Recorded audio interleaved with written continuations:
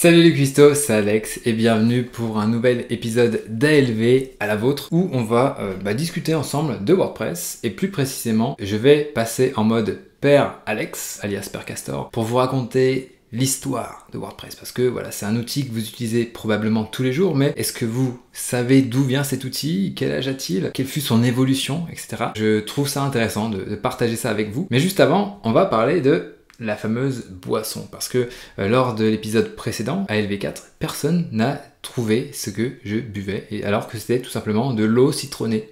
C'est tellement simple. Et alors je vous rappelle le but du jeu, si vous devinez ce qu'il y a dans cette tasse, vous remportez la formation de votre choix sur le chaudron. Donc que ce soit la formation Maîtriser Elementor, enfin visible grâce au référencement qui est disponible à présent. Il y a eu pas mal de temps pour la produire, mais voilà, la première partie est disponible. Il y a d'autres formations, vous allez jeter un œil sur wpmarmite.com/chaudron et vous me dites ce qui vous intéresse.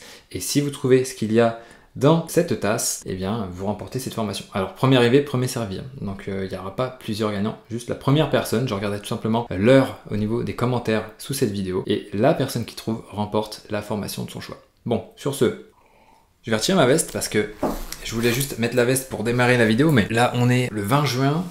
On vient de se taper une canicule de tueurs là. Donc hop, ça s'en va. On aère un petit peu tout ça pour que je puisse vous raconter l'histoire. Et puis, on va pouvoir commencer juste après ça.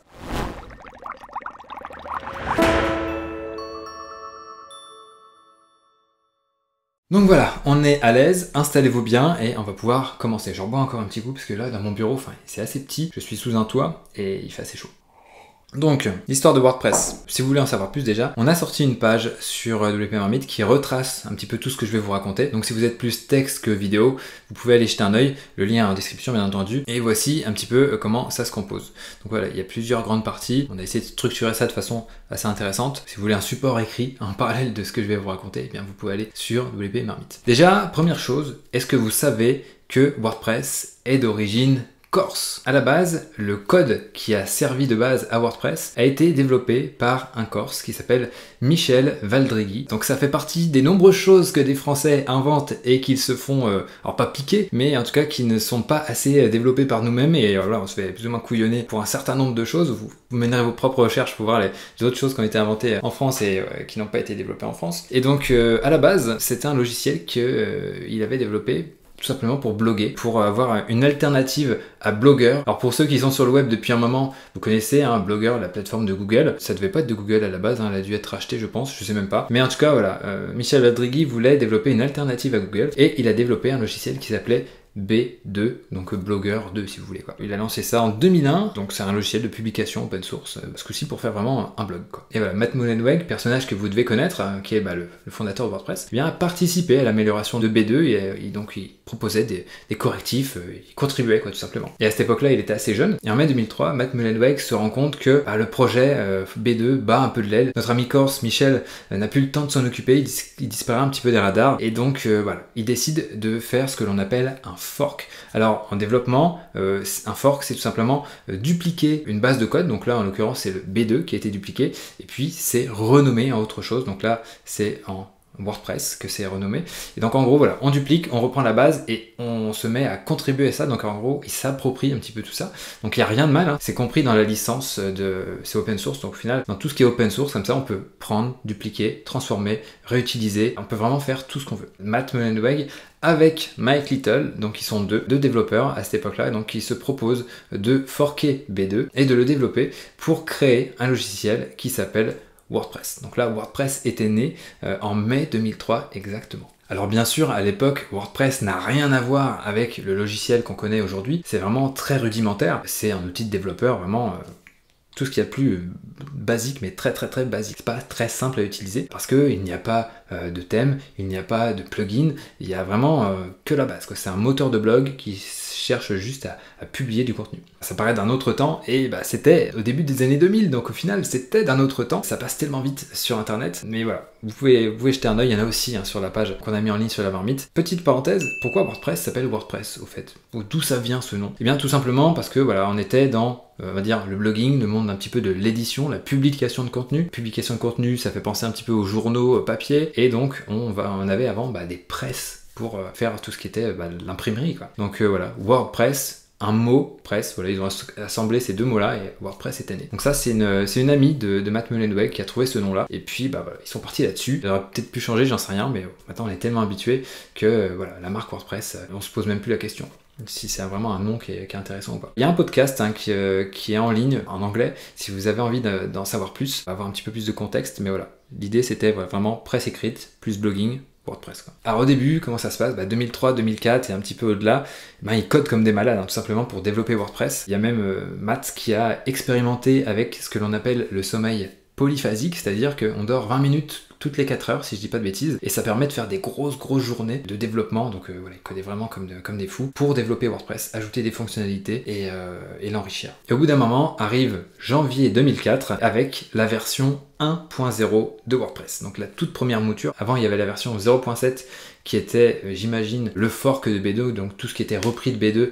transformé en WordPress. Donc là, voilà, janvier 2004, WordPress 1.0, débarque sur le web. Et il y a une chose qui va naître avec le nommage des versions de WordPress, c'est l'attribution d'un nom, d'une figure de référence dans le jazz qui est liée donc à chaque numéro de version. Donc là, la version 1.0 était dédiée à Miles Davis, et donc voilà, chaque version 1.0, etc. Et même jusqu'à la version 6.0, et ça va continuer d'ailleurs. D'ailleurs, la 6.0 c'était Arturo, et donc à chaque fois, voilà, c'est un personnage lié à l'écosystème du jazz qui est donné à chaque nouvelle version de WordPress. Donc là, qu'est-ce qu'il y avait dans cette version 1.0? Alors je regarde ma petite liste là, création d'un système d'URL, donc tout ce qui est permalien, pour que ce soit pris en compte par les moteurs de recherche, le support des catégories dans WordPress, donc parce qu'avant, dites-vous bien qu'il y avait juste tout simplement des articles, mais sans catégorie, un processus de mise à jour intelligent, l'installation du navigateur, alors ça je sais pas trop à quoi ça correspond, et aussi la possibilité de migrer à partir d'un autre outil. Donc si vous allez dans outils, import ou importer, je sais plus, vous allez voir des outils pour pouvoir importer du contenu d'autres systèmes de gestion de contenu, donc que ce soit Blogger. Après il y avait d'autres systèmes à l'époque, mais on pouvait tout importer sur WordPress. Je bois un petit coup parce qu'il y a un avion qui passe, je sais pas si vous l'entendez, mais ouais. Le défaut de ma maison c'est qu'elle est située sous un couloir aérien, donc de temps en temps, quand je tourne, ça m'embête un petit peu,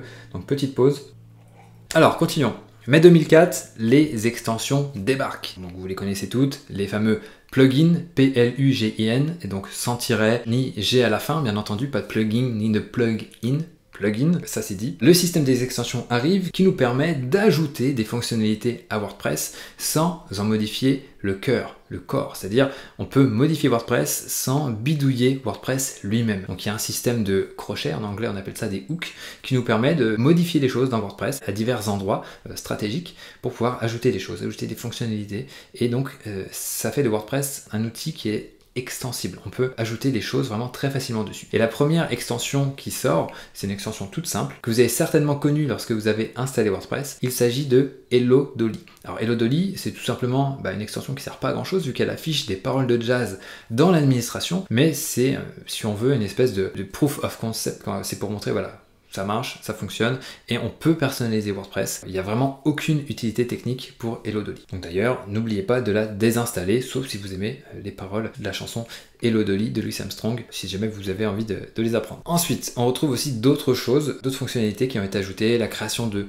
vignettes, donc tout ce qui est images à la une qui sont devenues en français des images mises en avant, le cryptage des mots de passe, le support des catégories hiérarchiques et une modération avancée des commentaires. Février 2005, le système de thèmes arrive. Donc là, on avait les plugins et après on a les thèmes. Donc là, ça va nous permettre d'enrichir visuellement l'interface publique de notre site. Et le premier thème WordPress à voir le jour s'appelle Kubrick. Alors vous le reconnaîtrez, il a une bannière bleue en haut, ça casse pas trois pattes à un canard, mais il fallait bien commencer quelque part. On est loin du Divi ou de je ne sais quel thème, ici de ThemeForest, où c'est qu'il y a des dizaines et des dizaines d'options, ou même des thèmes un peu plus simples comme Astra, mais quand même assez élaboré.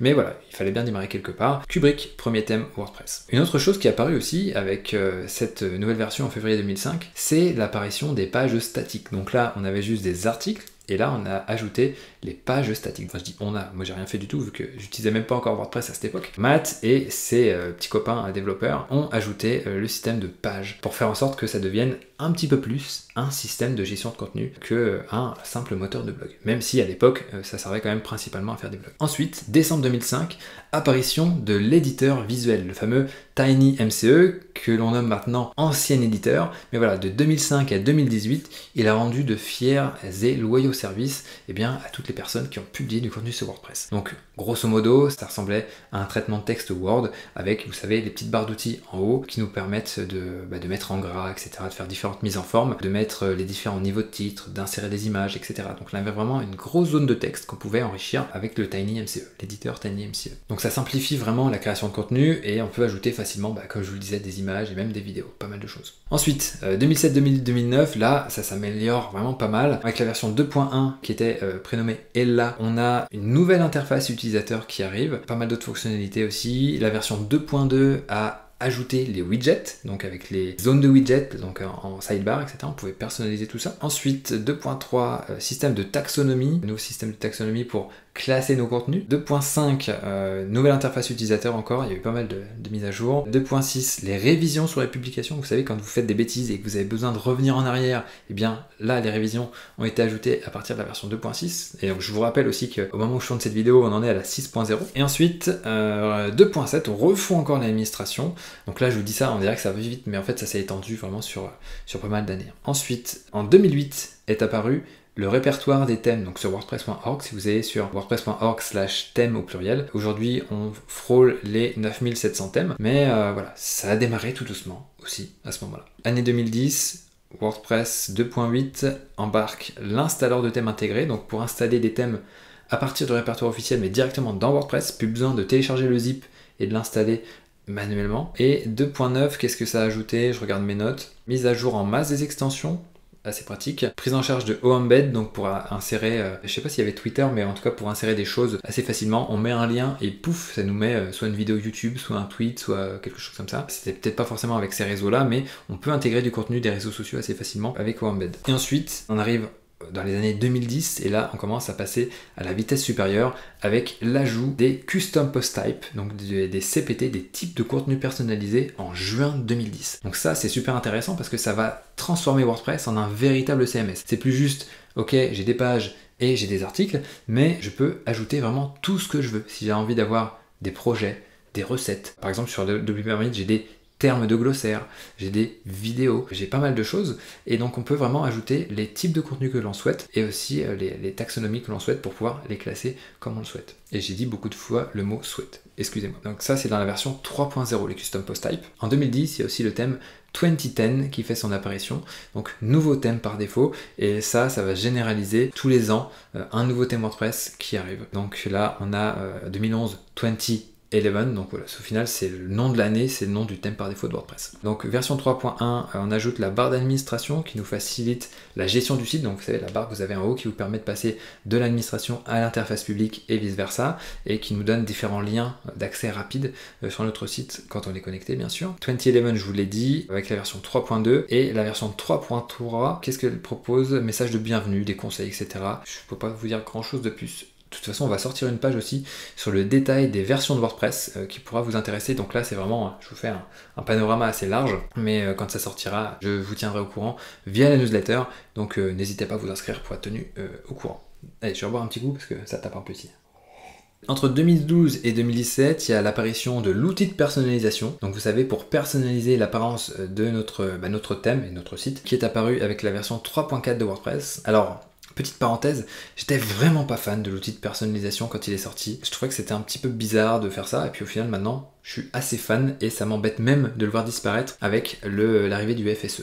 Donc là, on aura l'occasion d'en reparler d'ici la fin de la vidéo, comme quoi j'avais pas une bonne intuition à cette époque, et au final j'étais un utilisateur assez jeune de WordPress. J'ai commencé à utiliser WordPress en 2009-2010 je pense, et j'ai lancé la marmite en 2011. Donc voilà, j'ai pas vraiment beaucoup de bouteilles à cette époque. Une meilleure gestion des médias avec la version 3.5, mise à jour automatique, une refonte de l'administration dans la version 3.8 par cœur. Et 2018, là 2018, il y a eu du gros changements. Alors c'était en décembre 2018 ou novembre, que j'y se passe de bêtises, c'est l'arrivée de la version 5.0 de WordPress avec le nouvel éditeur, alias l'éditeur Gutenberg, qui ne fait toujours pas l'unanimité. Dites-moi d'ailleurs ce que vous en pensez en commentaire. Est-ce que vous êtes un utilisateur on va dire, heureux de Gutenberg ou pas du tout? Voilà, dites-moi tout. Moi, je suis vraiment admiratif du travail qui a été fait et j'apprécie vraiment ça par rapport à l'ancien éditeur, donc à l'éditeur classique, qui, on va dire, voilà, se faisait un petit peu vieux, je pense. Donc voilà, arrivée de Gutenberg avec pas mal de bugs, on est d'accord. Ça a été lancé un petit peu comme ça, avec pas mal de choses à améliorer, mais ils ont lancé quand même. Ça a pas mal grogné, mais au final, voilà, la communauté a bien développé le truc, je trouve. On est vraiment arrivé à quelque chose d'assez élégant. Ça a fait un petit peu grincer des dents à l'époque. Et donc l'éditeur Gutenberg, je l'ai pas dit, mais ça gère tous les contenus de notre site avec des blocs. Donc on a un bloc paragraphe, un bloc liste à puces, un bloc image, et après on peut tout agencer, voilà, avec un certain nombre de blocs, donc des blocs qui sont un petit peu des blocs de design, par exemple des colonnes, des groupes, etc. Ça continue d'évoluer encore à l'heure actuelle. On a de quoi faire pas mal de mise en page avec tout ça. Et donc l'idée, c'est d'avoir une sorte de constructeur de page maison pour pouvoir avoir des contenus assez évolués plutôt que de galérer avec des shortcodes. Alors les shortcodes, j'en ai pas parlé, mais c'est des petits morceaux de code qui nous permettaient de faire des mises en page justement, mais il fallait avoir quand même une bonne sensibilité technique pour pouvoir jouer avec tout ça, parce qu'on n'était pas à l'abri de faire des erreurs. Voilà, il manque un crochet, il manque une lettre, il manque un truc, il y a tout qui pète au niveau de l'interface. C'était pas très pratique. Donc voilà, je pense que l'éditeur pour les débutants est plutôt vraiment une belle avancée. Ensuite, 2020, mise à jour automatique pour les extensions et les thèmes. Ça a été même pas mal développé, si je dis pas de bêtises, par JB Audras de l'agence Woodunit. Et en fin 2020, on a l'arrivée d'un nouveau thème par défaut, 2021, donc 2021 pour le thème par défaut pour l'année à venir. Bon, après 2021, gestion des widgets à l'aide de blocs, donc on oublie l'ancienne gestion des widgets et on passe à un système de blocs. Et puis 2022, l'arrivée du full site editing, donc la personnalisation de l'intégralité du thème via l'interface, plus besoin de passer par le code ou très peu pour gérer tout son en-tête, son pied de page. Mais à l'heure où je tourne cette vidéo, c'est encore quelque chose qui est en bêta, qui est pas pleinement fonctionnel, donc c'est pas quelque chose que je vous conseille, enfin que je conseille en tout cas à tout le monde. Si vous êtes débutant, partez sur un thème comme Astra, Blocksy, GeneratePress, où voilà, on a une page sur la marmite qui présente les principaux thèmes WordPress. Allez jeter un œil et vous saurez si c'est quelque chose qui peut correspondre à votre projet. L'idée derrière le full site editing, c'est plus d'avoir un éditeur de page, mais vraiment un éditeur de site pour concevoir un site vraiment de A à Z via WordPress, directement dans WordPress. C'est un gros challenge. J'ai hâte de voir ce que ça va donner, mais c'est un constructeur de site maison natif qui va venir concurrencer Elementor, qui va venir concurrencer Divi et tous les autres acteurs de l'écosystème. Donc ça, voilà, je vous ai fait vite fait l'histoire de WordPress comme ça en termes techniques, on va dire, mais il y a aussi eu des choses qui se sont développées en parallèle. C'est tout l'écosystème qu'a construit Matt Mullenweg autour de WordPress. Et il y a tout d'abord la création d'Automatic. Donc ça, c'est un petit peu la société qui a eu beaucoup d'influence sur WordPress parce que c'est la société qui édite WordPress.com, donc la plateforme de blog, donc qui tourne sous WordPress. C'est hébergé, il y a tout l'hébergement qui est compris, la sécurité, tout ça, donc il n'y a pas à s'occuper, comme lorsqu'on installe un WordPress soi-même, de la sécurité, de tout ça. Mais là, du coup, c'est soit c'est gratuit et il y a des publicités, soit c'est payant et il y a aussi des publicités dans certains cas, ou soit c'est payant et il n'y a pas de publicité et on peut faire un petit peu tout ce qu'on veut comme sur un WordPress normal. Le seul inconvénient, c'est qu'on n'est pas chez soi et que voilà, on est un petit peu moins dépendant qu'avec une installation de WordPress sur un espace d'hébergement que l'on loue à l'année. Donc Automatic, qui aujourd'hui est une très grosse boîte parce qu'elle possède WooCommerce, Tumblr, il y a d'autres sites un peu moins connus comme Day One, d'autres choses comme Gravatar, il y a SimpleNote, Jetpack aussi, j'en ai pas parlé de Jetpack, qui est une extension qui propose pas mal de choses, statistiques, backup, d'optimisation de vitesse, etc. Pas mal de choses qui sont chapeautées par la société Automatic, dont Matt Mullenweg est le PDG. Maintenant, on peut pas parler de WordPress sans parler de sa communauté. Ça serait un petit peu bizarre de finir la vidéo sans ça. Ce qu'il faut savoir, c'est qu'autour de WordPress, il y a toute une émulation, toute une communauté, plein de choses qui se passent, dont des événements qui se passent maintenant en ligne, mais il y en a aussi beaucoup en présentiel. Et en 2006, fut organisé à San Francisco le premier WordCamp. Donc là, l'idée c'était de réunir des gens qui contribuent à WordPress, qui utilisent WordPress, que ce soit personnellement ou dans le cadre professionnel, pour pouvoir bien avoir des échanges, faire des présentations, etc. Et voilà, ça s'est vraiment développé. Et aujourd'hui, il y a vraiment des événements WordPress de très grande ampleur. Là, le dernier événement en date, c'est le WordCamp Europe 2022 qui a lieu à Porto, au Portugal.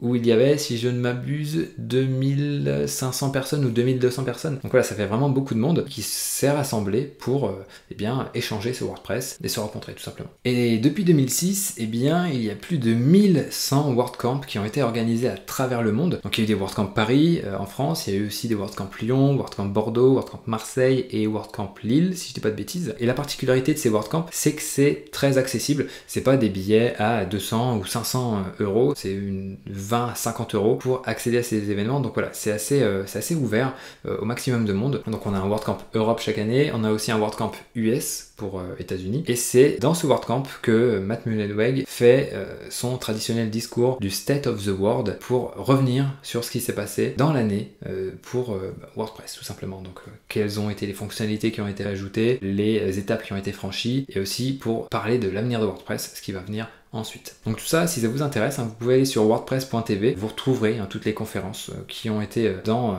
les différents WordCamp, et vous pourrez même me retrouver si vous tapez mon nom, Alex Bortolotti, voir les conférences que j'ai données. Alors je suis un petit peu honteux maintenant quand je me regarde à l'époque, mais voilà, je l'ai fait et c'était très intéressant. Donc une conférence que j'avais faite justement à WordCamp Paris, il y avait vraiment beaucoup de monde dans la salle et c'était très impressionnant et je me rappelle bien, c'était trop cool. Après, voilà, c'est vrai que comme je le disais, pour revenir à Automattic, ils dirigent beaucoup de sociétés qui sont liées à WordPress, donc Gravatar, et ils ont fait beaucoup de rachats. Enfin voilà, Matt a vraiment bien géré son business, on va dire ça comme ça, parce que bah voilà, il y a eu divers investissements qui lui ont permis de grossir. La gestion de WordPress.com a aussi permis d'avoir un certain capital pour réinvestir dans divers projets. Donc voilà, et aujourd'hui Automattic c'est vraiment une très très grosse société. Si je dis pas de bêtises, il y a plus de 1000 salariés. Je crois que c'est encore plus que ça. Après, si on revient du côté de la France, en 2008, il y a la communauté francophone de WordPress qui est née. Aujourd'hui, c'est l'association WPFR qui chapeaute ça. Les 4 missions de WPFR sont la promotion de WordPress en France et dans la francophonie, la traduction française du CMS, donc si vous avez WordPress qui est en français et un certain nombre d'extensions, eh bien c'est grâce aux membres de la communauté WordPress, l'exploitation de la gestion de la plateforme communautaire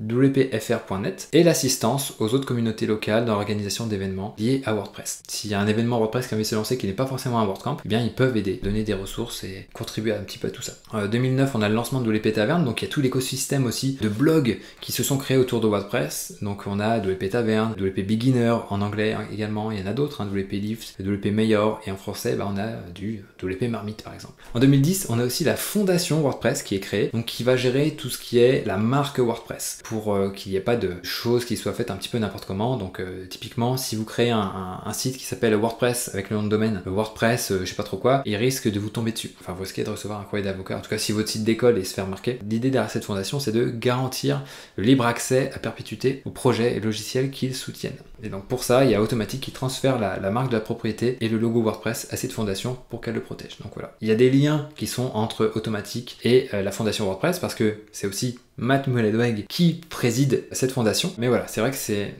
pas évident de dénouer tout ça. Mais voilà, il faut bien comprendre qu'il y a Automattic, la société dont Matt Mullenweg est le président, qui exploite divers logiciels, qui contribue à WordPress, mais c'est quand même la fondation WordPress qui gère le développement de WordPress, tout ça, la marque, même aussi tout ce qui est WordCamp. 2015, Automattic continue de racheter différents produits, comme par exemple Wootem, la boutique de thème Wootem, qui éditait notamment WooCommerce, le plugin e-commerce le plus populaire. Donc voilà, ils ont abandonné depuis Wootem, mais WooCommerce est resté, et il y a pas mal de choses de Wootem qui ont été réintégrées dans WooCommerce. 2019, acquisition de Tumblr, le réseau social, et 2021, voilà, il y a pas mal d'acquisitions qui se font.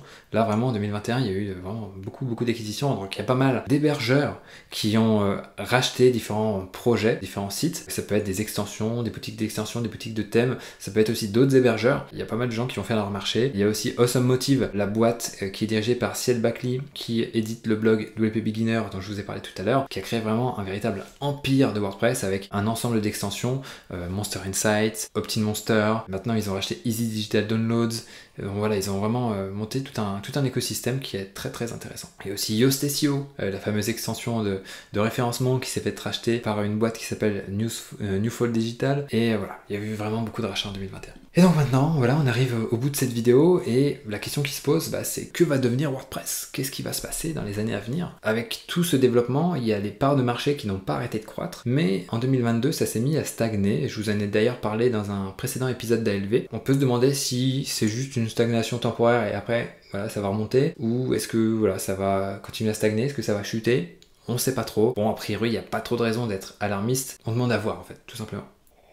En tout cas, le développement va se poursuivre hein, avec le full site editing. On a eu une première phase avec l'arrivée de l'éditeur de blocs, deuxième phase avec le full site editing, donc la gestion de la totalité de l'interface publique avec des blocs. Et ensuite, il y a deux autres phases qui vont arriver dans les années à venir, qui vont être la collaboration, donc pour pouvoir éditer un contenu à plusieurs, comme un petit peu sur Google Docs, comme vous pouvez le faire sur Google Docs. Et on a aussi une quatrième phase qui va arriver, c'est la gestion du multilingue en natif dans WordPress. Donc ça me préoccupe pas mal, enfin ça m'interroge pas mal, parce que la question que je me pose c'est que vont devenir les autres extensions de multilingue? Est-ce qu'elles vont pouvoir cohabiter avec ça? Est-ce qu'on va pouvoir peut-être désactiver la fonction multilingue native pour continuer d'utiliser des extensions tierces comme Polylang ou WPML? On ne sait pas, donc là, typiquement, ça viendra pour tout 2024, 25, peut-être même 26, je sais pas. C'est un gros chantier, mais WordPress en tout cas est en perpétuelle évolution. Il se renouvelle vraiment et il se modernise à vitesse grand V. Et c'est sûr que ça peut, on va dire, poser un certain nombre de soucis parce que ça change très vite. On n'a pas vraiment le temps de s'adapter, c'est pas très stable. Mais voilà. Ils ont du mérite quand même les contributeurs de WordPress parce que ça tient. Étant donné le nombre de sites qui sont conçus avec WordPress, ils doivent faire très attention quand ils déploient des choses, qu'ils ajoutent de nouvelles choses. Mais il faut quand même innover parce que sinon il va y avoir forcément quelque chose qui va débarquer petit à petit, va prendre des parts de marché et donc il faut pas se faire surprendre en tout cas. On en arrive à la fin de cette vidéo. J'ai très chaud. Je vais finir presque ce qu'il y a dans ma tasse. J'espère que ça vous a intéressé, cette histoire de WordPress. Bien entendu, si vous voulez en savoir plus, allez jeter un œil sur la page qu'on a sortie sur la marmite. Vous aurez un petit peu plus de détails, des captures d'écran et tout ça. Mais voilà, je tenais à vous partager ça avec vous autour d'une délicieuse tasse avec un liquide qu'il faut que vous deviniez si vous souhaitez remporter une déformation du chaudron. Et sur ce, je vous souhaite une excellente continuation. Merci de m'avoir écouté jusqu'au bout. Abonnez-vous à la chaîne et je vous dis à très bientôt. Ciao!